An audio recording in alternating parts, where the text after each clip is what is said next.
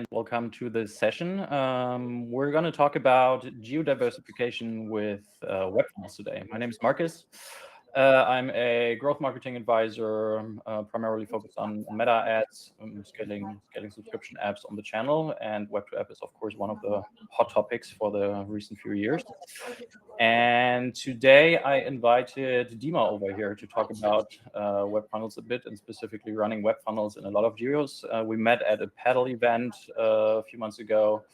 He had some fun anecdotes. I thought it was cool to chat. Dima, maybe you want to do a quick introduction? Yes, thanks, Marcus, for your invite. Thanks for having me here. I'm Dima. I'm CEO of IntellectoKids. We're doing an app for kids, for preschoolers 2 to 7 years old, gamified education. We do quite a lot of performance marketing on specifically on Meta, but also other channels. So hopefully I'll be able to add something useful. I'm sure you will.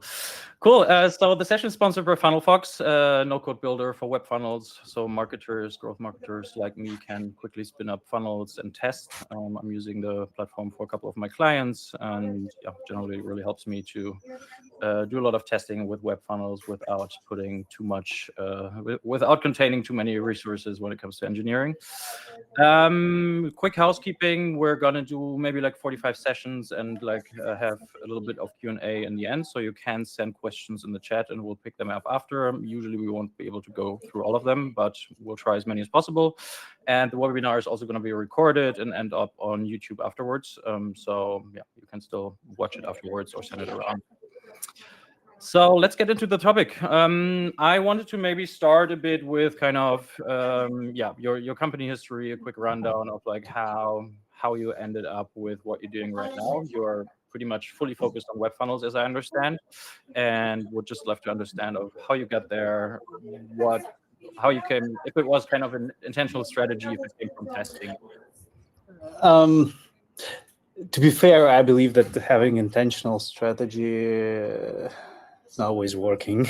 It has been a result of many different decisions and changes happening as we are, 10-year-old project. To be honest, we're quite old in app space.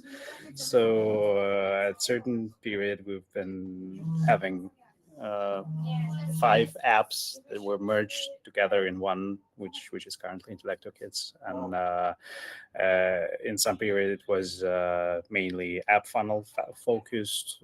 Then we had IDFA, and then as many other projects, we switched to web funnels. But still, it took time to launch them. But we do both actually. So being web funnels being bigger for us and more important, but still we do both. So okay. That's where we stand today. Yeah, and I always when people talk to me about web to app, I often do reference kids apps because I feel like it's especially beautiful for them, because you have a marketing funnel that is just for the parents, and those are the people you have to sell to, but in the end it's the kids using the product, right? So it's it's our distinctive feature. Maybe it's also one of the biggest problems of our niche, because you're always coping with very different motivations and approaches you have to follow, because obviously parents have one motivation, the kids have different one. You have to find the common ground where those two meet. So that's where we try to focus. Yeah. And so just to dive into the topic of geo-diversification, since we named the webinar around it, what would you say, what are the differences? Why is geo-diversification a topic for web? What makes it easier or more complicated than when you're app first? It's a good question. In terms of maybe for us, it was also part of the way rather than strategy, because no one planned a huge geo-diversification initially. It was just a result of successful tests, and obviously not all the geographies played for us. as well as intended, but still we managed to find a lot of additional economy, a lot of additional users outside of our core market that was obviously initially a US tier 1 market. We was very important. We had to do a lot of homework before that, so we had 30 plus translations in the product, not only on the marketing side but also in the product, and it's kept us. It kept the availability to go to basically all the biggest market that there are, not only tier 1. A lot of flexibility. Web funnel offers a lot of flexibility in terms of all potential tests of different subscriptions, pricing models, local currencies, and so on and so forth, because we see that different geographies have very different approaches in terms of what works better. Higher pricing, lower pricing, higher increase after the intro price, terms, structure. We have very different winners for different subscription types in different regions in different countries. So I believe that we have currently the proper infrastructure to test it all out and then find what works, what doesn't. We've been trying India, and that was a lot of.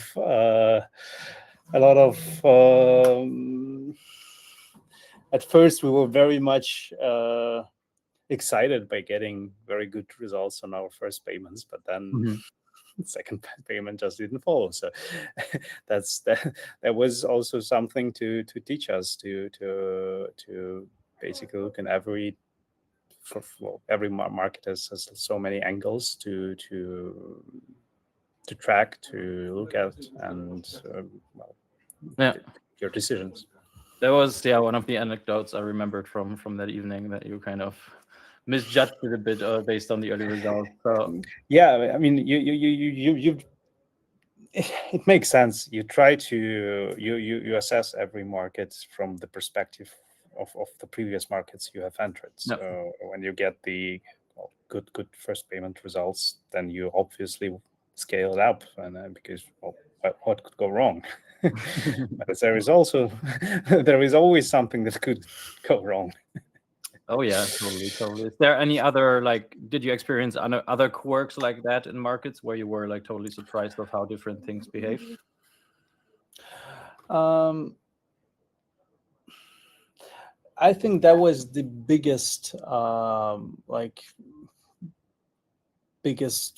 one-timer thing. But what we really understood is that the best you keep certain pattern of your geo structure, which could be very different for different channels. It could be one for Meta Web, the other one for Meta App, Google search, different one, and so on and so forth. But for each channel, I believe it's good to keep your own geo structure based on the results, based on your tests, and maintain it, because big swings into a mature channel would bring you more troubles rather than wins.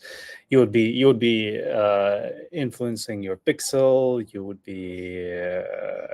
get mess in terms of customer feedback potentially, plus the quality of cohorts.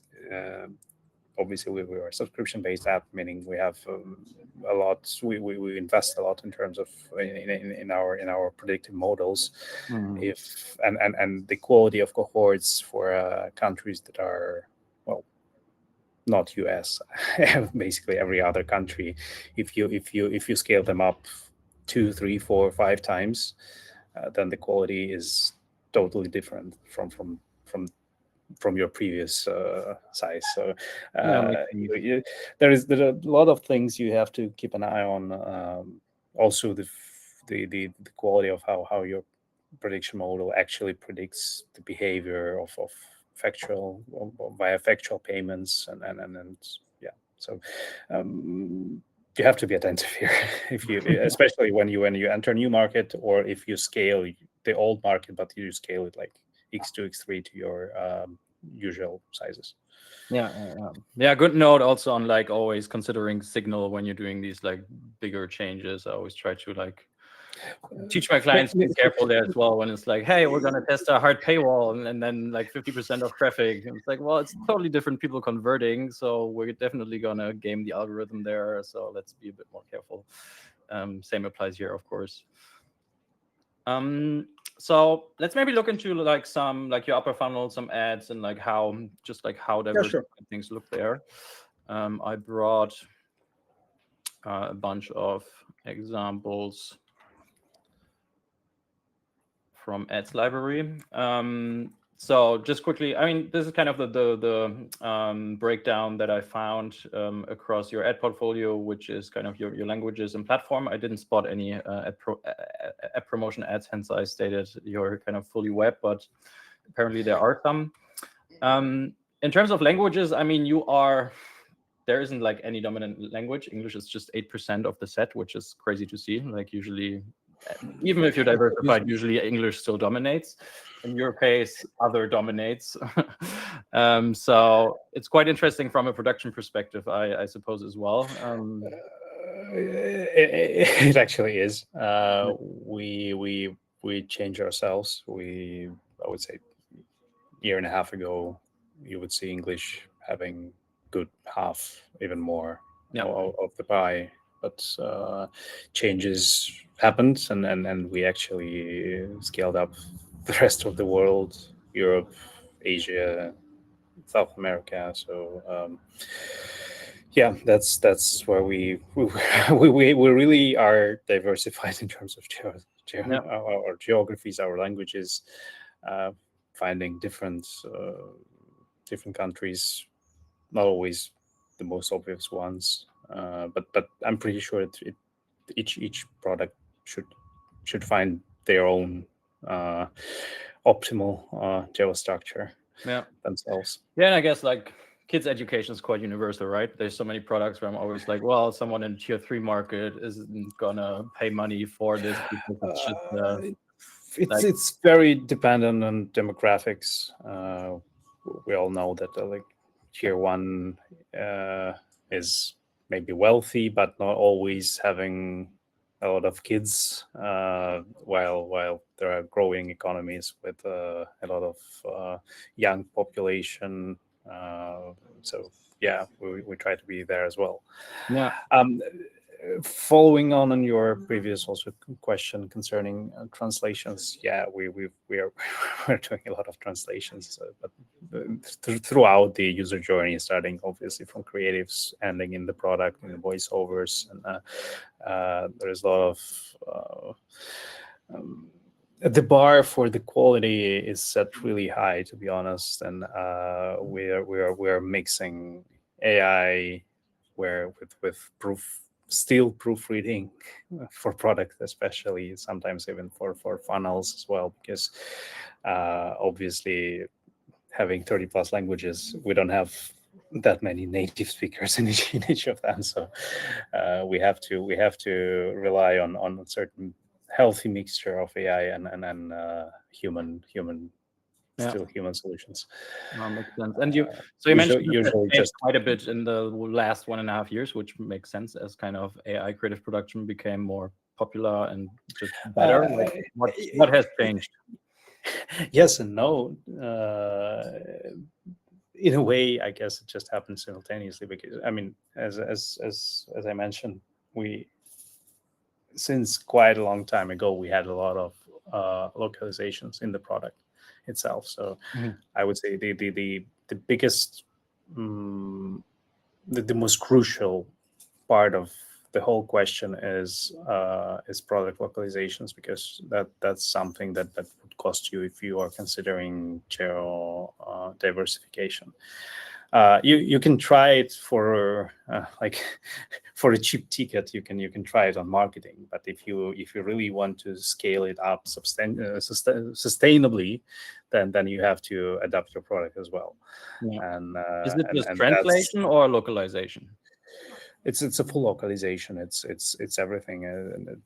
Text, navigation, voiceovers, everything. So we have full localization for 30 languages for most of the content. So and to be fair, for the last year and a half, we added just 3 of them, and 27 were there for a while.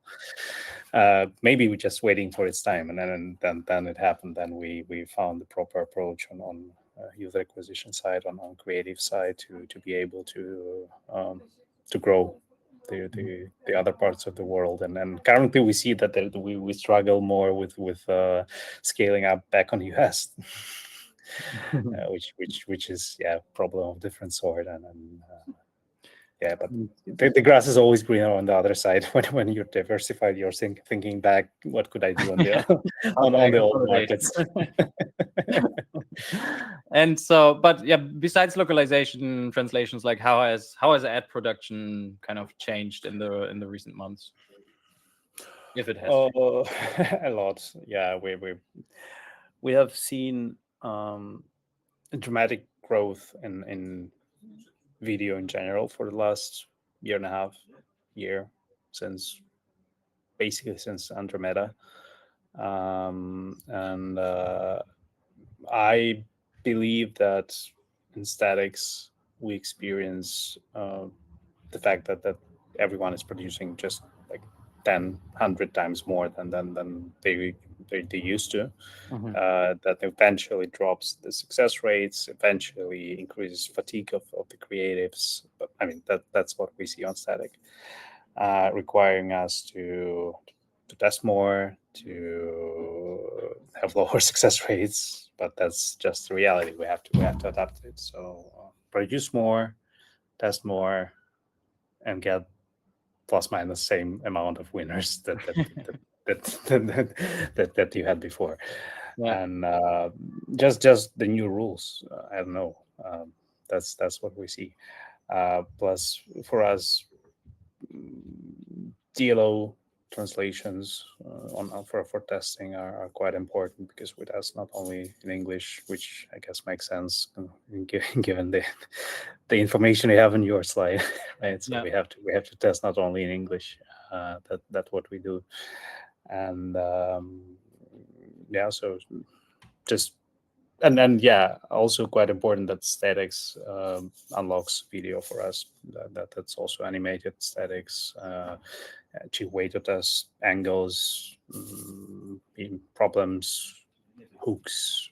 So obviously creating a static is much cheaper than testing it on a video. So you have, one way or another, you have to cope with this new wave. You cannot live only in video. That's what I feel. Yeah, I read this. I think it was on LinkedIn, a post from Nick Candler, who said, like, these days the mode is how copyable you are, because ultimately anything can be copied these days. And I guess like a long form video by like skilled AI creator is still a little harder to copy than the next static, which is just like, okay, I'm just gonna use this as is and put my logo on top. And kind of. I believe still high quality UGC is something that is still not that easily manageable by AI compared to statics, for example. Yeah. At least it costs a lot. At least it still costs a lot. Let's say it this way. And that's a good segue, because at least based on what I looked at, you don't have a lot of UGC in your mix of the kind of top impression.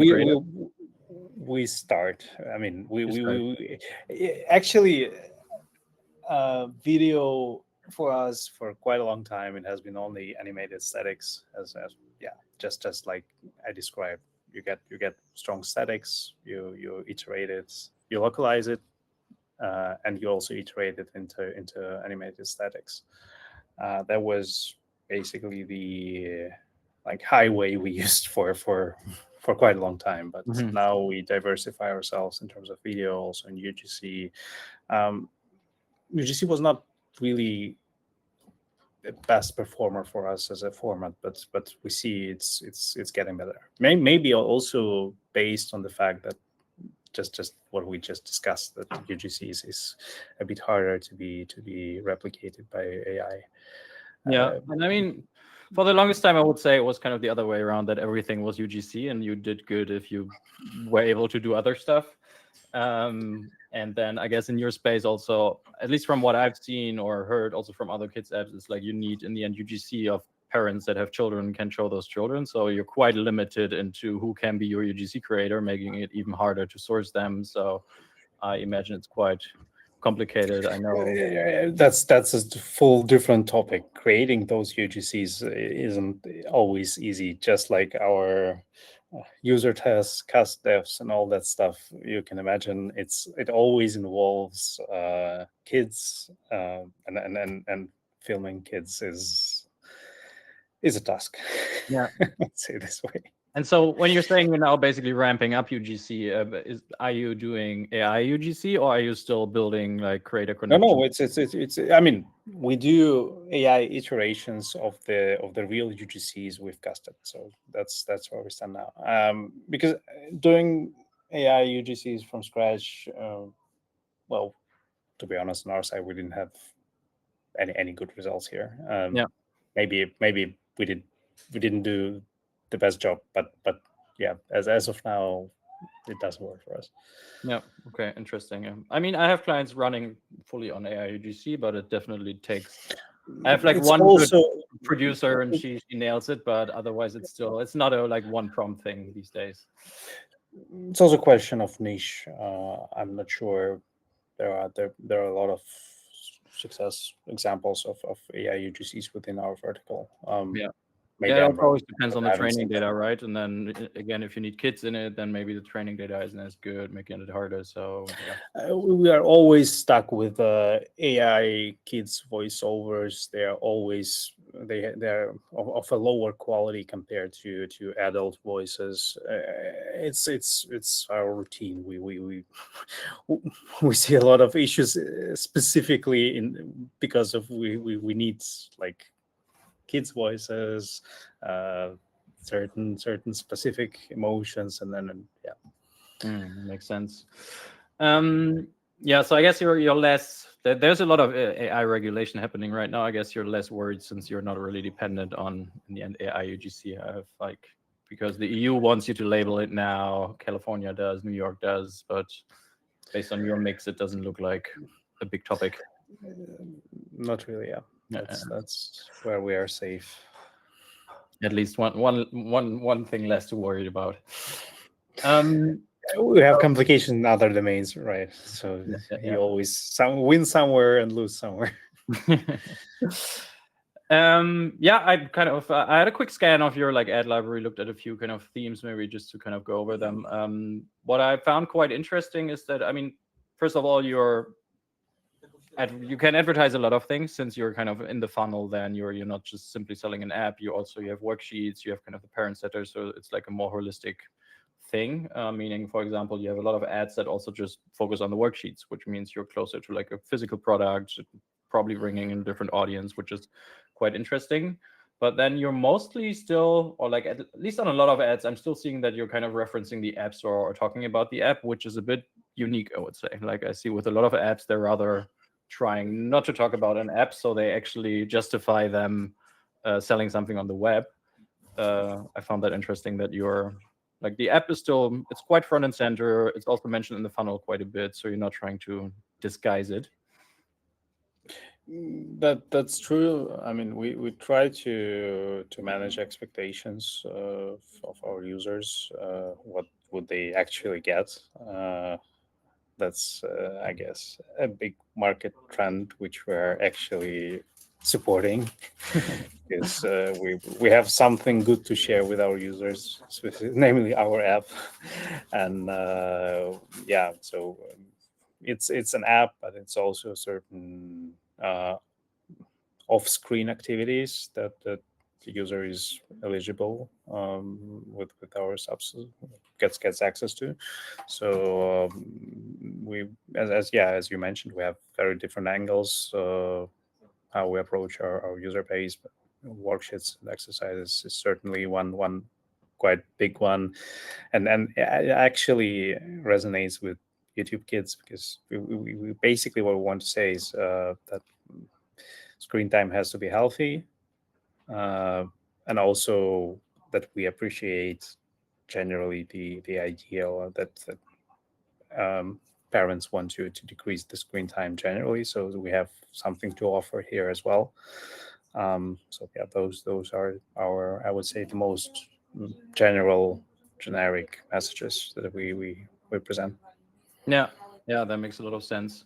I also quite like how you're like playing, like some of the ads are just clearly like kids themed and they're like colorful and like toys on it and stuff, and it's directly for your kid. This is like a kids product, but then a lot of them also rather play with like parent nostalgia, I would say, where it's like, I mean, this one to me reminds me of The Land Before Time, or you have like these maps that could be like a strategy game, like tycoon style game, where I'm me as a parent who also plays a lot of games, I directly feel like, oh, that's cool. Which is a cool way to think about it. I think I guess people have a lot of fun creating like with AI in this space where everything is just like colorful and anything goes, right? Yeah, definitely. I mean, we have different color schemes, different ways to attract attention of us millennials, being specifically parents, and then obviously all of our marketing assets are always directed towards parents. We never sell anything to kids, neither on our creatives nor in app itself. So obviously the only agent buying the subscription is a parent. So catching parents' attention is something that we are concerned with. Yeah, for sure. And how are you approaching research? Like, if you want to produce at scale, where do ideas come from? What's the role of AI in this, and how does it differ, maybe even by geo? Well, crawling the trends is something that is currently, I would say, in the middle of this question, and capturing the recent trends, capturing the changes in vertical itself. What are the topics headers that are currently used the most? Pinterest, your competitors, just to get the general view of trends that are there. We have certain ways to unlock those crawling approach. But yeah, if you add to that analysis of your own data, of your own creative performance by topics, by different assets used in those creatives, then you'll get the full picture. Add to that also the post purchase performance, which is also a very important thing. We've seen very different, for example, cancellation rates for different creative topics, obviously reflecting the fact that we are not equally good in all the topics that we actually market in. With certain topics are more of test ground for us. The other ones are basically our main ground, right? So all of that fits in one big picture, and then you have your creative strategy. And so, like when we prepped this, you also mentioned that basically you are basically personalizing the actual product experience based on where people came from. How does that tie into it? For sure, we personalize in terms of geography, age, and skills. So in 3 dimensions. Geography meaning language, but we also think of more deeper things like cultural changes within the product, but that's already a next step. But we keep it in our backlog because it is a big thing as well. In terms of age, we basically follow 4 different routes, being 2 to 3 years, 3, 4, 4, 5, 6, 7, like that. So Yeah. also very obvious distinction, because there are very different requirements for different age groups. But also we adjust the product for skills. It's quite important that all the adjustments I mentioned, those are not only adjustments on the web funnel, but also within the product. So you get the product which is really changed for your needs. At least we do our best to make it. And in terms of skills, if you want your kid to learn, I don't know, numbers, math, reading, then you get the content that is dedicated to those requirements. If you also special needs requirements, we try to keep track on that, because that's also a topic for us. We also invest a lot in being special needs friendly. Mm-hmm. Obviously, we're not able to cure anything of special needs, but still we have methodologies who work on the content, on how it is presented, to make it special needs friendly. So that's also a feature you can see in the product, that if that is the requirement, then you get the content which is more suitable for your kid. So I believe that's the most important direction we should be following in terms of product development, when we accommodate and manage user expectations and basically have a smooth user journey from the first creative until the product they get. That's how we work with our trial to pay, with our tails and cancellations. So how many funnels are you currently operating? Like, when does something become a funnel? For example, you mentioned special needs now. I'm assuming you might on web funnel we have 3 active, and I would say we tested additionally 3-4 different ones, because it's not always the fact that the new creative topic is then reflected in a new funnel. Sometimes it is, but sometimes it just works with the general funnel, because I don't know. It's always just a question of successful tests.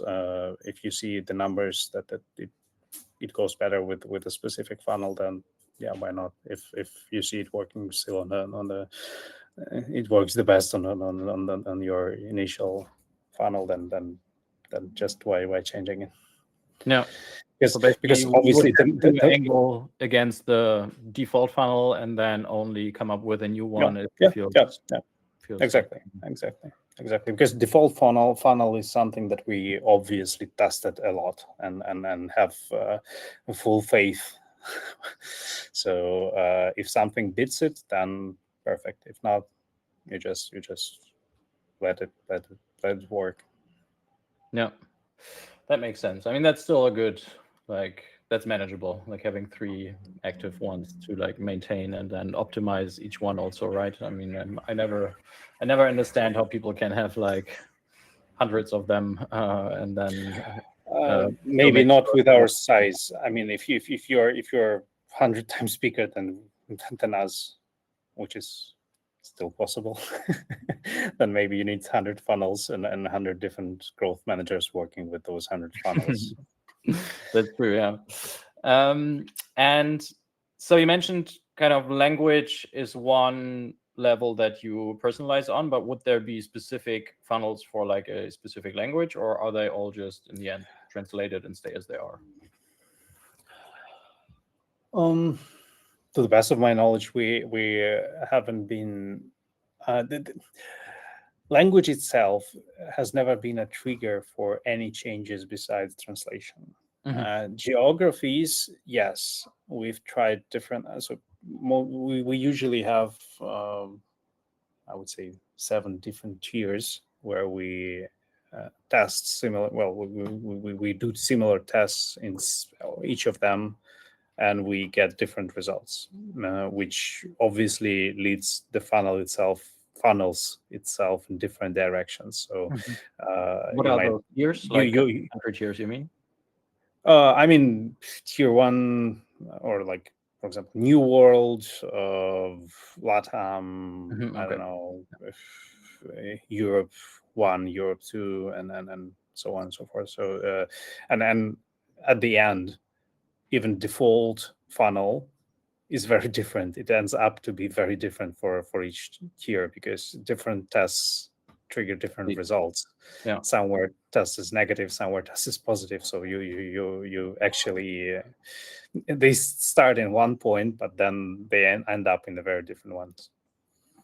Okay, interesting. So actually, they do look different by geo in the end, just based on, like, everyone gets the same experiments, but different stuff wins, and then different stuff sticks. Yeah, basically, you just let it live, right? So you have certain rules in terms of what you don't want to have on your funnel, mostly in terms of misleading practices and so on.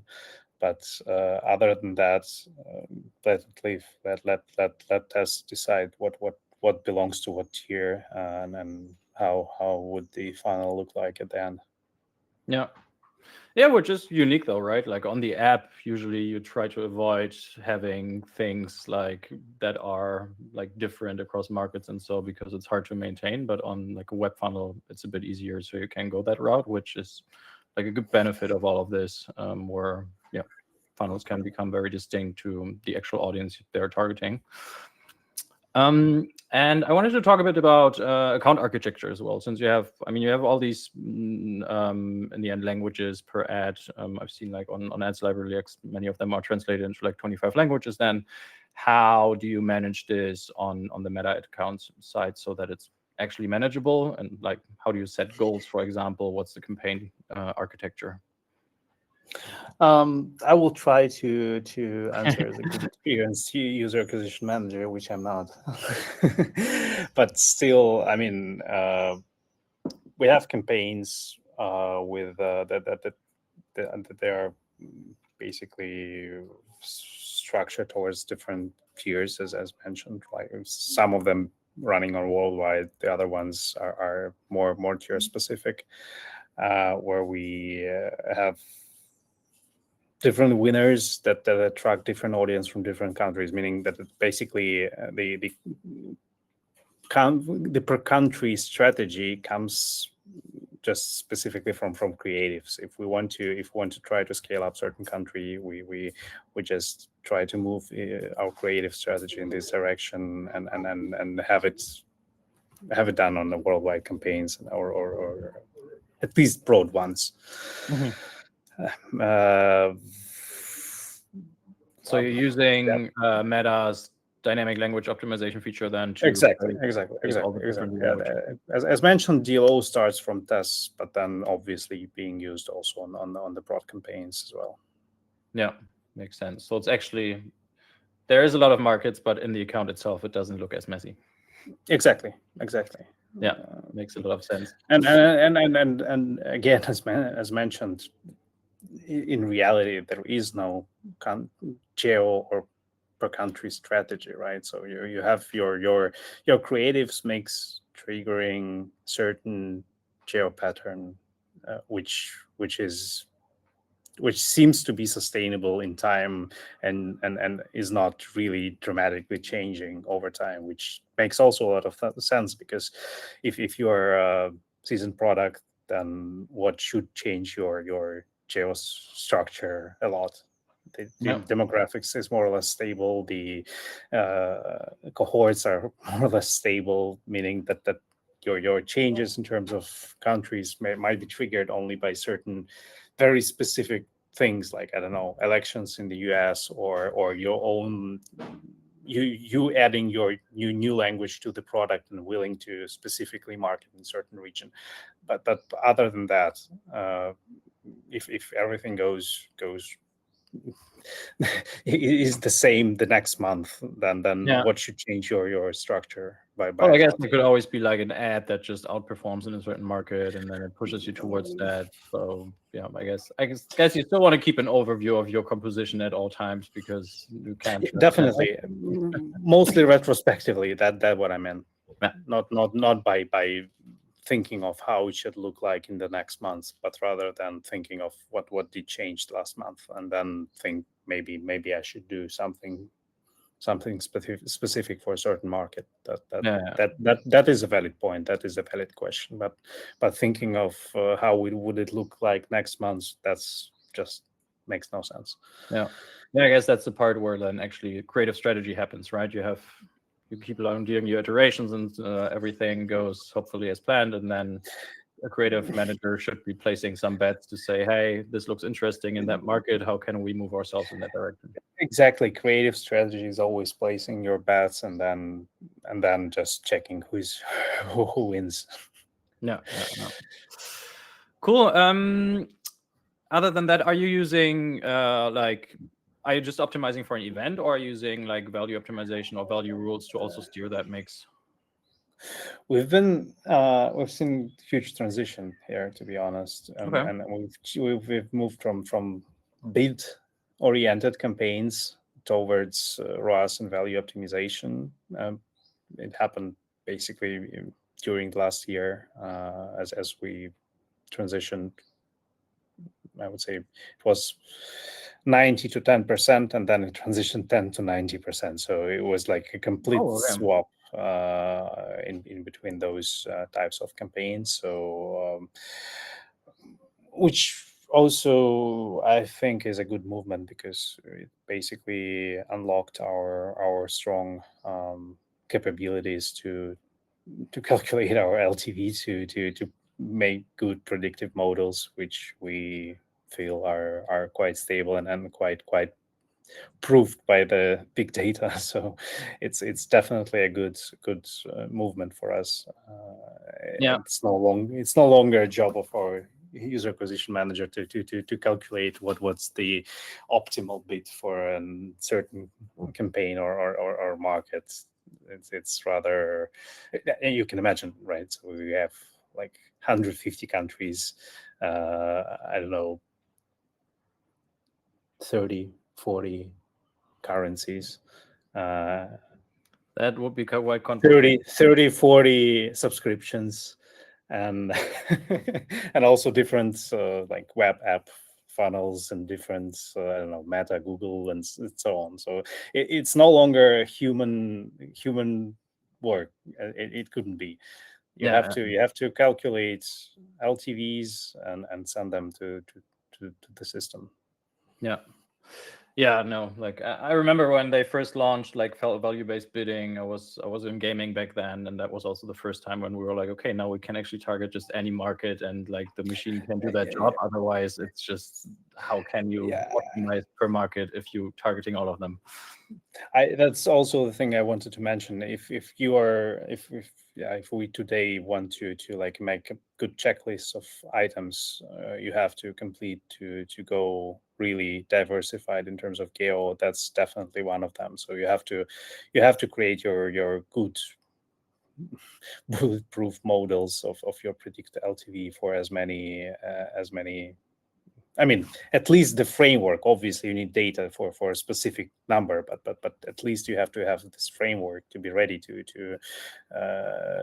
get the data and pull it through and get in the end get the real number, which would be then used for your ROAS and value optimization campaigns on Meta, and then unlock the possibility to go really diverse. Yeah. We talked a bit about kind of predictions and always checking that they still kind of are like true. Did they generally hold true when you made that big switch from AEO to value optimization? Because I would assume it's quite a different kind of audience quality behind this.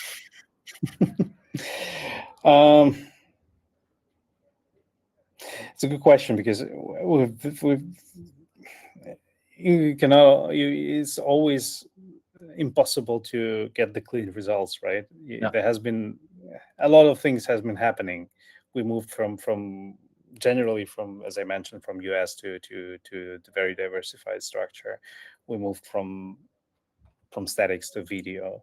We and then we really had a lot of other changes that has been happening alongside of this optimization structure, and you can always measure the total result, but you cannot really understand how each of those changes worked on a standalone basis. So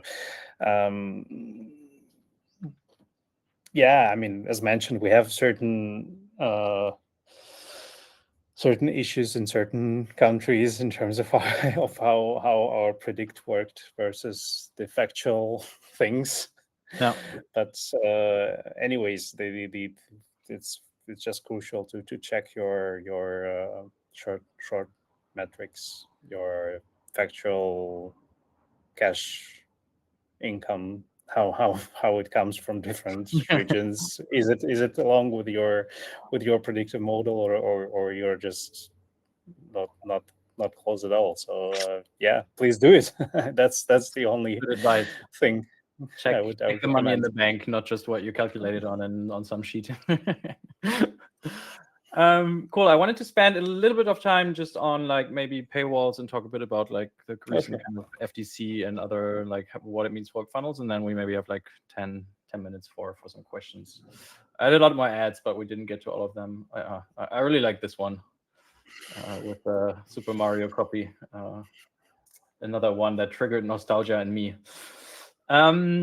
So I wanted to quickly talk about like in the end, like how paywalls need to adapt to geos. I mean, we already talked a bit about like pricing, but then I know it can be quite distinct in like what you can sell in a market, like how you frame that subscription, what's the length of it, maybe just kind of your top 3 kind of things to like consider when designing your paywall for a different market, or what should you kind of look into in the end?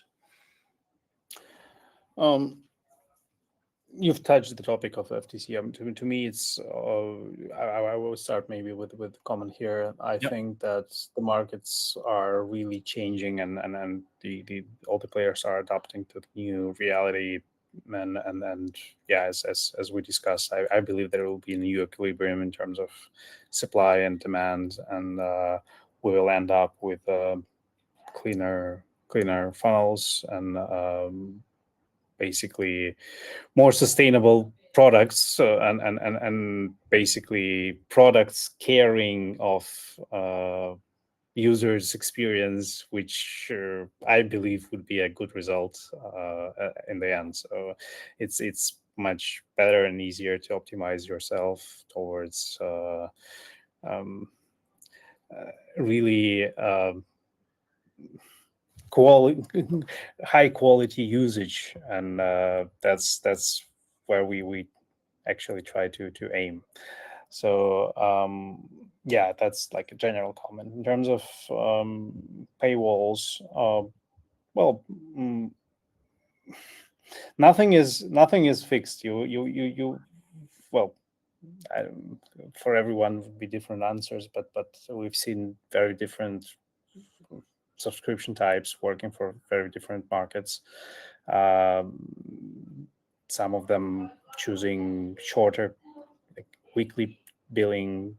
On the other ones, we see now increase in even year subscription, which is a bit of a non-traditional, but still we see it growing now.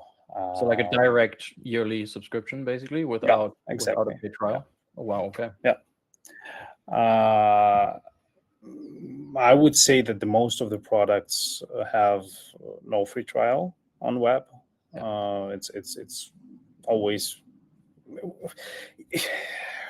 we and everyone else tested a lot of different step ups, how big it is, how shall it be compared, the trial price versus the first rebill.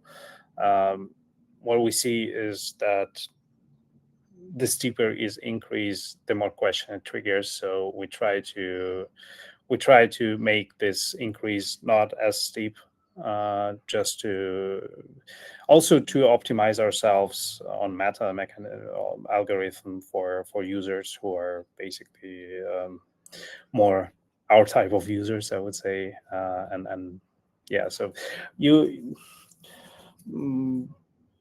I think the direction where we go with web funnels is a good one in terms of like general movement. Yeah. And but still they're quite long, 40-page long. But in our case, we really capture certain information to personalize the product as well, as mentioned previously. So we want you to understand what skills are required, what skills have to be put in front within the product for a user. Yeah. So I think what I tried was decent length, right? It's not even outrageous. Like, and you have to ask about the parent as well as about the kids. So I feel like it could be much longer.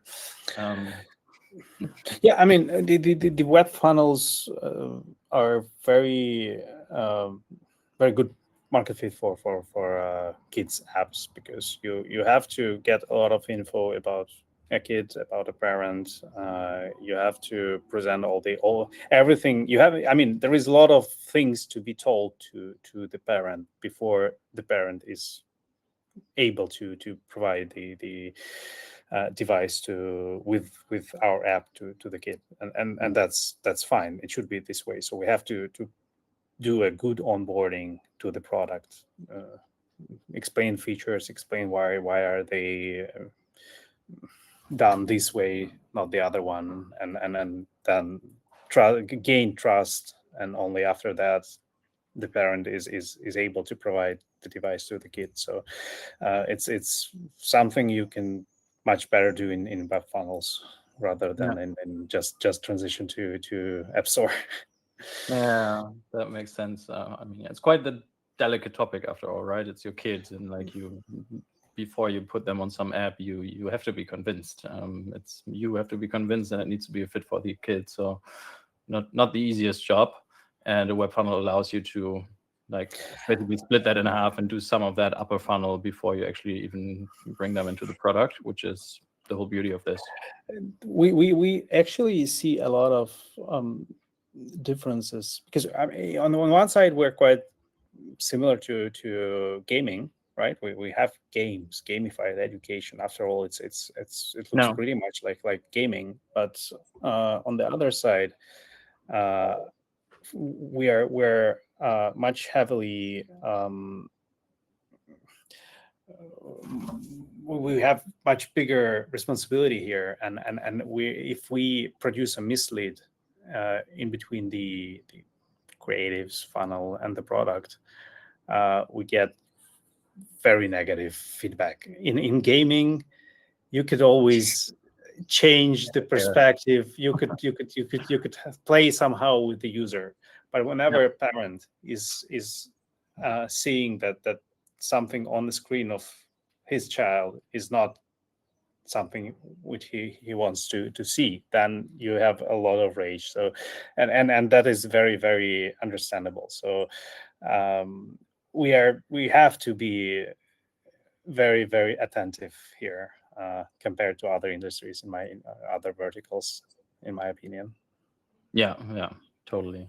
Gaming probably the other extreme, where anything goes, and the ad can be different from the early game, can be different from what they actually end up playing.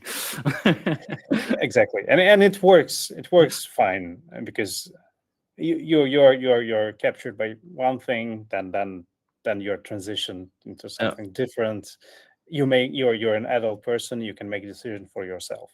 But when the same thing happens with kids, well, I'm parent of two kids, I can very much understand the parents who would be pissed here. Yeah, totally. And I mean, for game, it's the main, like, I want to play a game to like have fun and kill time, and then as long as it's still enjoyable, I probably don't mind if I'm transitioned from like a I don't know, Candy Crush style thing into like a 4X strategy game, if it feels like they made that connection somehow properly.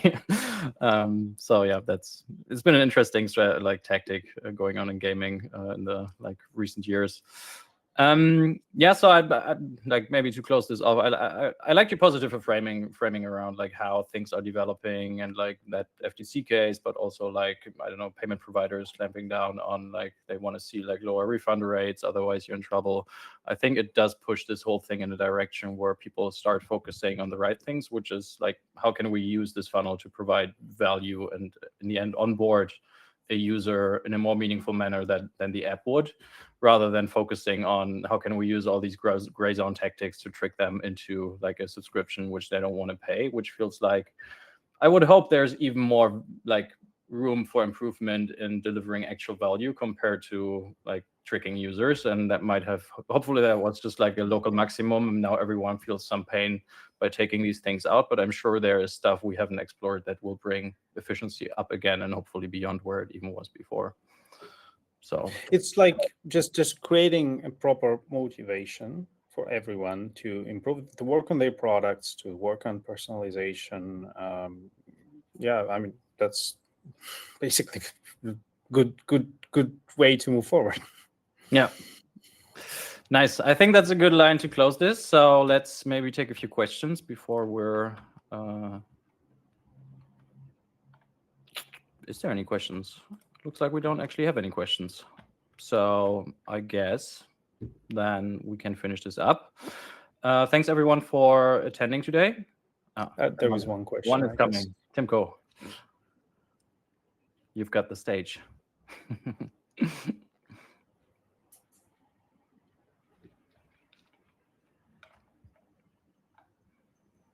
It's a long one. What's a good length for a funnel? So let me hear your take, Dima. I mean, you have to, the best one for you would be the one that will get you the best results, right, in terms of testing. So you have to, well, to be fair, our default funnel experienced, I don't know, 500-700 tests. A good half of them were dedicated specifically to adding or deleting certain screens, and we end up somewhere around 30 plus, lower than 40. I mean, I don't know, Marcus, if you have seen how many there are, but to the best of my knowledge, like 35 or something. It's 35. Not, not crazy. So is it good? Well, good for us. I don't know if it would be good for you. So you have to test. Yeah. Just have a look at the competitors. Yeah. Have a look at the big competitors. They very likely they've done a lot of tests, so you can start with something similar in terms of length, but still make your own experiments, make your own tests, because it doesn't mean that there is one fit for all solution. So it's always a good start, but then just go ahead and test things. I think in your case also, you, as I said, like you are quite product forward. So like you talk about the app in the funnel. So ultimately, I feel like at some point people will feel like, okay, I want to go check out the app now. And if you would make it 30 slides longer, they would potentially just feel, okay, let's get to it. Like I know what I'm getting in the end, so I want to experience it. While some other funnels play with mechanics where they very much don't talk about what they're even selling. Like for the first 50 slides, you're only talking about kind of your self-assessment, where this can make sense. Ultimately, to me, a funnel, like the same question would be like, should a video ad be 10 seconds or 40 seconds? To me, a video ad as well as a funnel, it has a narrative, and either you're able to kind of create a narrative that converts in a lot of slides, but you can also do it very shortly, and that's up for testing. And I don't think there's a wrong or right answer in saying it needs to be short, it needs to be long as you deliver value with kind of the stuff you add, and you get users to like that aha moment of understanding, okay, I understood I have a problem that I want to solve, and I'm ready to kind of act and purchase something that will help me in the end solve that. There are two dimensions that are important here. Is first one being the pricing model. Do you have, how expensive is your first billing?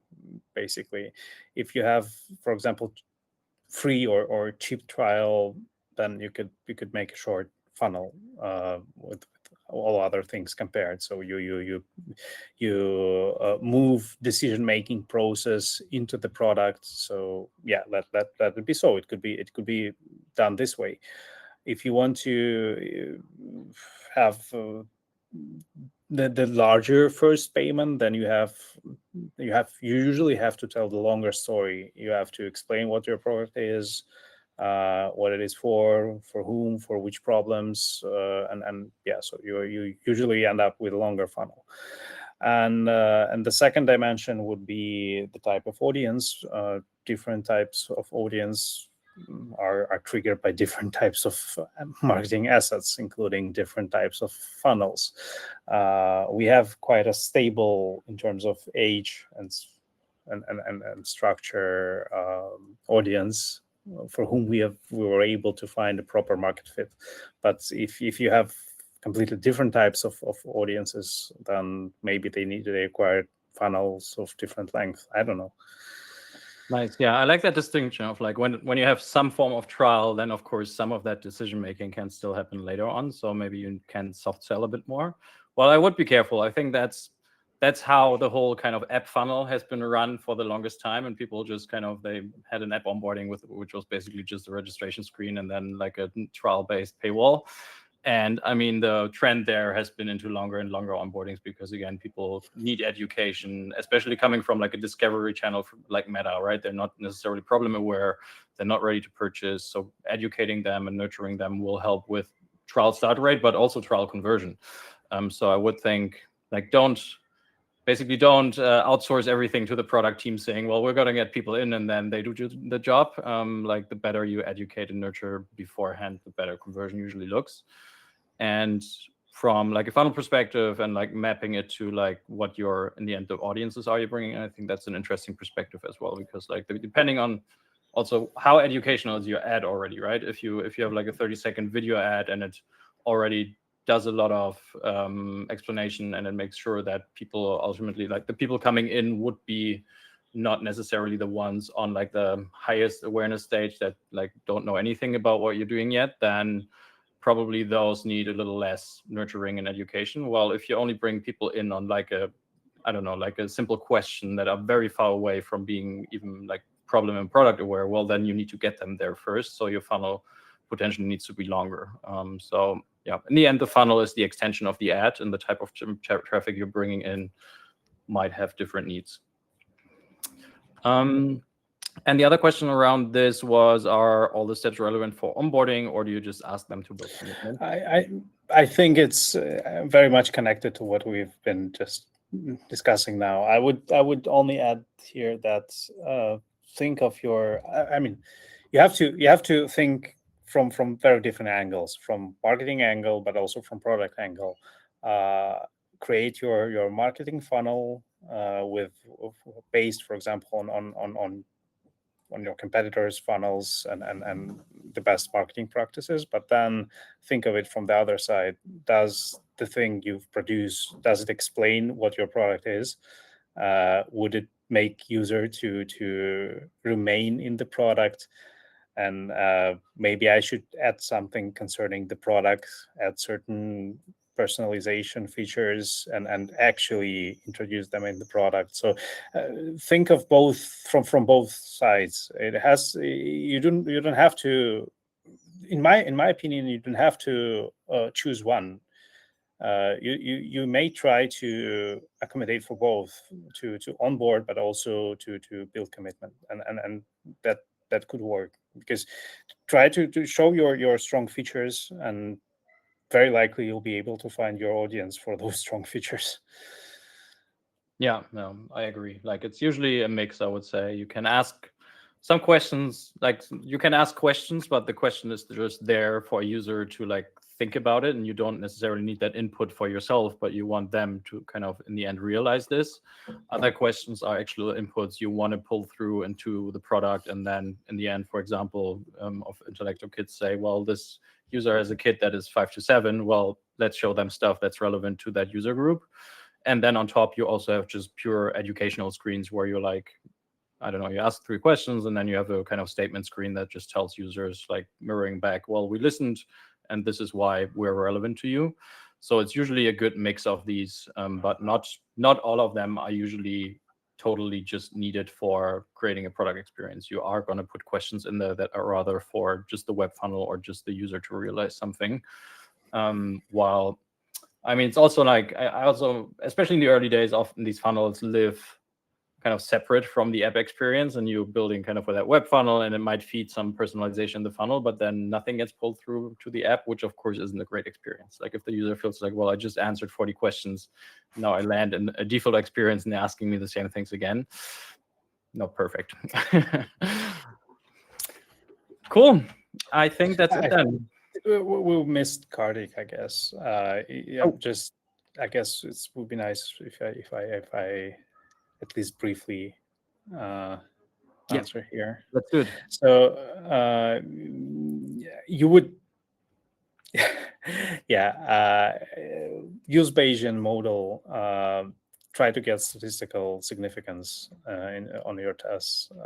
Not always possible, specifically if you're testing certain very specific geography or certain unpopular parts of your I don't know. I mean, anyway, anywhere where not a lot of activation. So still, you'd better get statistical significance than not. At least 90%.